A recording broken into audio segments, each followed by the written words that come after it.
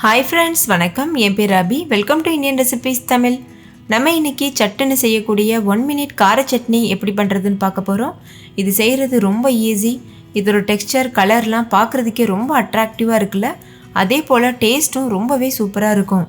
இட்லி, தோசை, சப்பாத்திக்கெலாம் வச்சு சாப்பிட்றதுக்கு பக்காவான காம்பினேஷனாக இருக்கும்.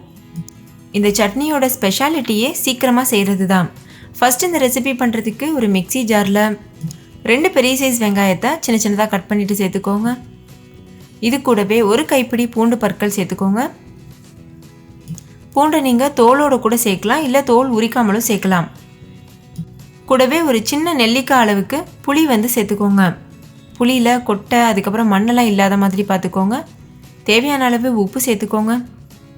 கூடவே 4-5 வரமிளகாய் சேர்த்துக்கோங்க. உங்கள் காரத்துக்கு தகுந்த மாதிரி வரமிளகாயோடைய அளவை நீங்கள் இன்க்ரீஸ் பண்ணிக்கலாம். நான் காஷ்மீரி ரெட் சில்லி சேர்த்துருக்கேன். இது காரம் கம்மியாக இருக்கும், கலர் நல்லா கொடுக்கும். அதுக்காக நீங்கள் நார்மல் மிளகாய் கூட சேர்த்துக்கலாம். இப்போ இதை தண்ணி சேர்க்காம நல்லா அரைச்சி எடுத்துகிட்டு வந்துடுங்க. பாருங்கள், இந்த அளவு கன்சிஸ்டன்சியில் இருக்கணும். ரொம்ப மைய அரைச்சிடக்கூடாது. இந்த அளவு கன்சிஸ்டன்சியில் இருந்தால் நல்லாயிருக்கும். இது கூட நல்லெண்ணெய் ஒரு 3 டேபிள் ஸ்பூன் வரைக்கும் சேர்த்துக்கோங்க. நல்லெண்ணெய் தான் சேர்க்கணும், ஏன்னா நம்ம பச்சையாக சூடு பண்ணாமல் அப்படியே சேர்க்குறோம்ல, அதனால் நல்லெண்ணெய் சேர்த்திங்கன்னா தான் உடம்புக்கு ரொம்ப நல்லது. எண்ணெய் சேர்த்துட்டு நல்லா மிக்ஸ் பண்ணிக்கோங்க.